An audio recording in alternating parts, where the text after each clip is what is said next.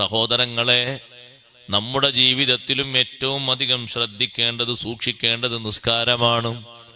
നിസ്കാരം ഏത് വിഷയത്തെ സംബന്ധിച്ചാണെങ്കിലും റബ്ബ് സുബ്ഹാനഹു വ തആല വിട്ടുവീഴ്ച നൽകിയ കാരണങ്ങളായി പഠിപ്പിക്കുന്നത് നിസ്കാരം സമയത്തിൽ നിന്ന് പിന്തിക്കുന്നതിൽ നിന്ന് രണ്ട് വിഷയങ്ങൾക്കല്ലേ കാര്യമായി വിട്ടുവീഴ്ചയുള്ളൂ.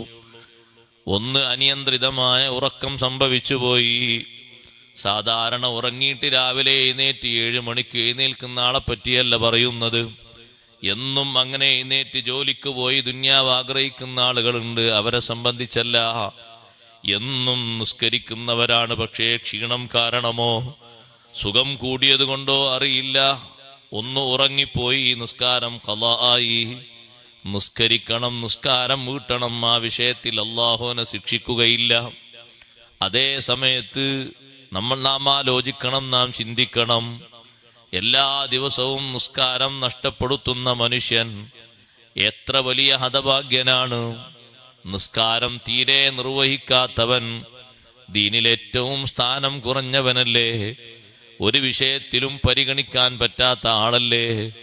നിസ്കാരം ഒഴിവാക്കി നടക്കുന്ന വ്യക്തിയെ നിങ്ങളെ വീട്ടിൽ കല്യാണം നടക്കുമ്പോ കല്യാണത്തിന് നിക്കാഹിന് സാക്ഷിയാക്കി അവന് നിർത്താൻ പറ്റുമോ? ഇല്ല.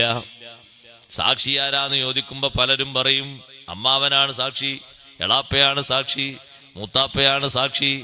കാരണവന്മാരെ മുന്നോട്ട് വെക്കും. പക്ഷേ താരിഖു സ്വലാത്താണെങ്കിൽ അവൻ അതിന് പറ്റൂല. സാക്ഷി നിൽക്കാനാ ഫാസിഖിനെ പറ്റൂല. എളാപ്പ മൂത്താപ്പൊക്കെ ഭക്ഷണം കൊടുക്കുന്നിടത്ത് നല്ല സീറ്റ് കൊടുത്താൽ മതി.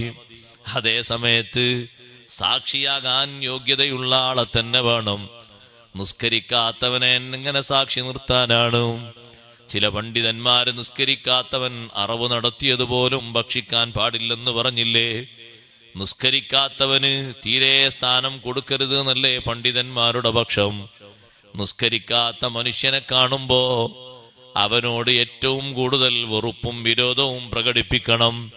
നിസ്കരിക്കാത്ത മനുഷ്യൻ സമൂഹത്തിൽ ഏറ്റവും സ്ഥാനം കുറഞ്ഞവനാണ്. നിസ്കാരം നന്നായി പതിവാക്കണം.